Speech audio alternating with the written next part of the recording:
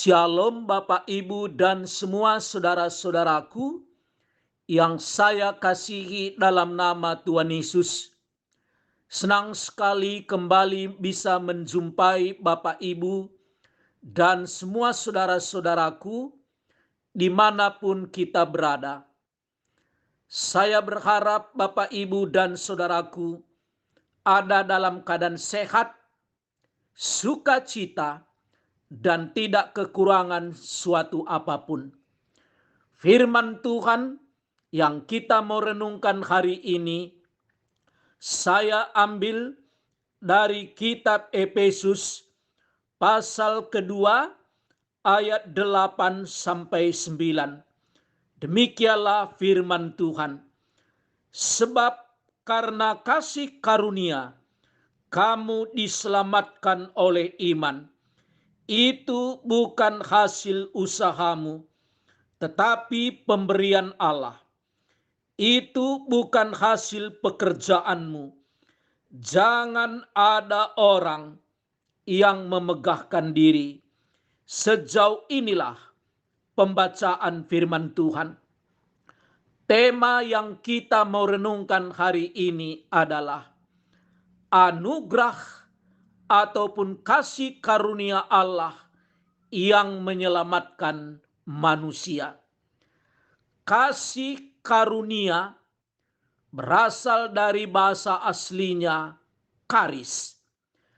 Karis itu berarti pemberian bukan karena jasa kita, ataupun pemberian bukan karena kita layak untuk menerimanya. Jadi kasih karunia Allah berarti pemberian Allah kepada manusia bukan karena jasa manusia itu, dan juga bukan karena manusia ini layak untuk menerimanya. Kasih karunia di sini tentu berhubungan dengan keselamatan. Jadi keselamatan yang kita miliki, keselamatan yang kita peroleh, diberikan oleh Allah dalam Kristus Yesus, bukan karena jasa kita, bukan karena saudara dan saya layak untuk menerimanya, tetapi pemberian Allah semata. Dan kita hanya menyambutnya dengan iman. Iman di sini berarti mempercayai atau menerima yang diberikan oleh Allah kepada kita. Allah mengutus Yesus Kristus lahir di Betlehem, naik ke atas kayu salib, dan mati di atas kayu salib untuk menebus kita orang berdosa, menyelamatkan kita. Itu adalah pemberian Allah. Kalau kita beriman, artinya adalah kita mempercayai, menerima yang diutus oleh Allah ini untuk menyelamatkan kita orang berdosa. Inilah kasih karunia Allah yang kita sambut hanya dengan iman. Keselamatan ini bukan karena perbuatan baik kita. Bukan karena kita rajin ke gereja. Tentu rajin ke gereja itu penting. Tetapi itu tidak bisa menyelamatkan kita. Bukan karena kita memberikan banyak persembahan, persepuluhan, mengikuti kegiatan-kegiatan gereja, atau mengikuti kegiatan-kegiatan kerohanian lainnya.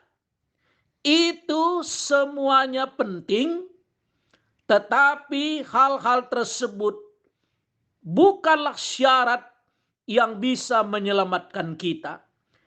Kita diselamatkan oleh anugerah ataupun kasih karunia dan kita sambut dengan iman.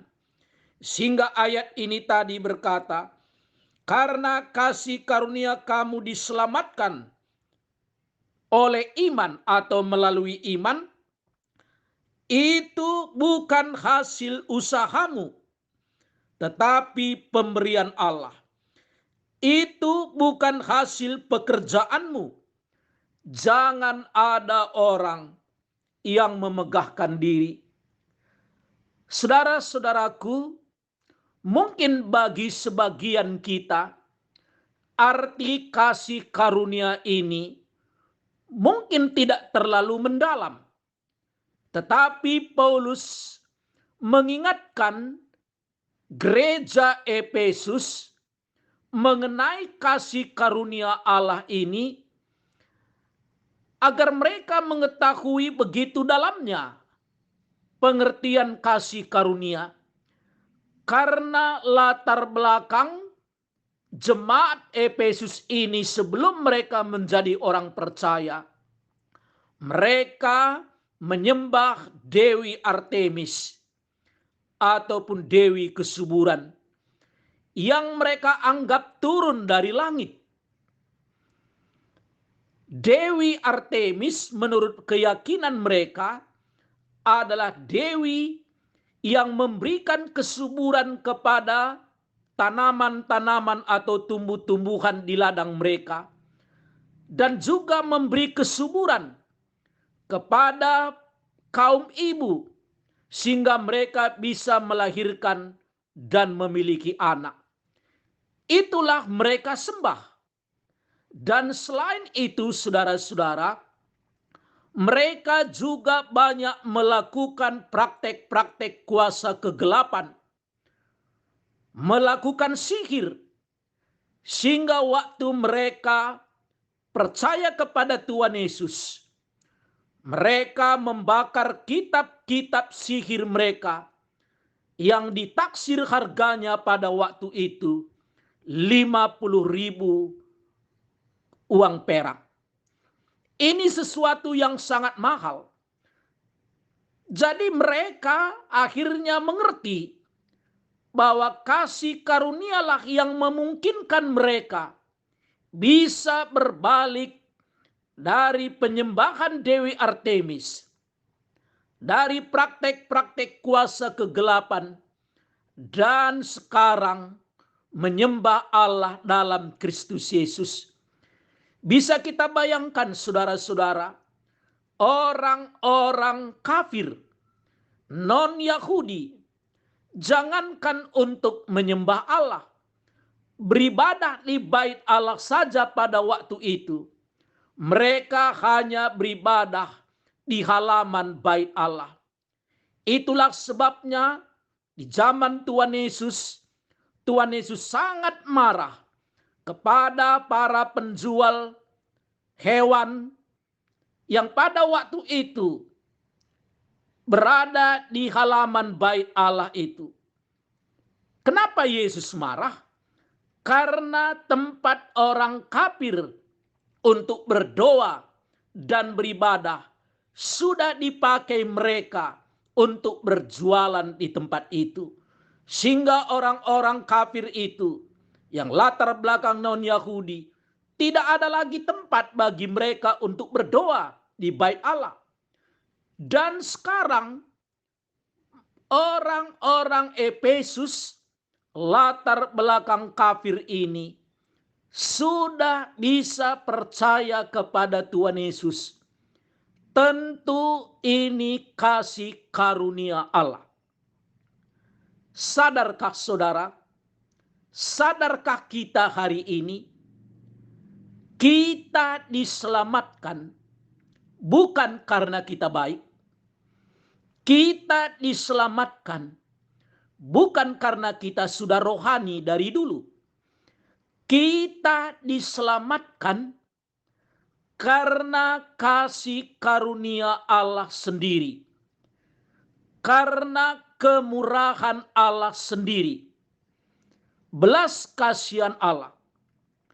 Itulah sebabnya para reformator berkata, hanya kasih karunia saja, anugerah saja, sola gratia, karena iman saja menerima yang diutus oleh Allah, itulah Yesus. Tidak ada jasa saudara dan saya sedikit pun dalam keselamatan kita. Kalau ada jasa kita, perbuatan kita untuk menyelamatkan kita, berarti seandainya pun nanti orang itu ke surga, di surga pun dia ada alasannya untuk bermegah. Karena ku buat ini, karena ku lakukan inilah maka aku sampai di surga ini. Jadi hari ini saudara-saudaraku, kalau kita bisa percaya pun hari ini, itu karena anugerah Allah. Dan kalau ada pun kita hari ini melayani Allah, dan kita berbakti kepada Allah, dan kita memberikan persembahan kepada Allah, bahkan kita rajin beribadah, itu karena kita sudah menerima anugerah ataupun kasih karunia yang diberikan oleh Allah itu. Tanda kita menghormati Allah, berarti kita menyembah Allah, kita melayani Allah, kita mengucap syukur kepada Allah, dan kita sungguh-sungguh bisa mengabdi kepada Allah lewat ibadah dan pelayanan kita. Dan saya bertanya saudara-saudara, apakah kita yakin hari ini bahwa saudara dan saya diselamatkan karena kasih karunia? Kalau kita yakin bahwa kita diselamatkan karena kasih karunia Allah, kita semakin tunduk, semakin hormat kepada Allah, semakin mengasihi Allah, yang kita seharusnya tidak berhak, tidak layak untuk diselamatkan ini. Sekarang kita sudah diselamatkan. Bahwa Alkitab ini diberikan oleh Allah, menuntun kita kepada keselamatan dalam Kristus Yesus. Sehingga Alkitab yang kita miliki ini pun bisa kita sebutkan adalah kitab keselamatan. Sehingga hari ini kita bisa katakan hanya kasih karunia saja, hanya iman saja, sola fide, dan hanya Alkitab saja yang bisa menuntun kita untuk percaya kepada Tuhan Yesus. Maukah saudara menerima anugerah keselamatan itu? Mari kita berdoa. Bapa kami yang ada di surga, kami mengucap syukur kepadamu Tuhan untuk anugerah keselamatan yang diberikan oleh Allah kepada kami dalam Kristus Yesus. Biarlah kami yang sudah diselamatkan ini semakin mengasihi Tuhan dalam hidup kami. Dalam nama Tuhan Yesus kami berdoa dan mengucap syukur. Amin. Kalau saudara-saudaraku ada pergumulan dan ingin didoakan, bisa menghubungi nomor HP saya 0853 71 72 71 40. Salam dari saya, Pendeta Antoni Tarigan.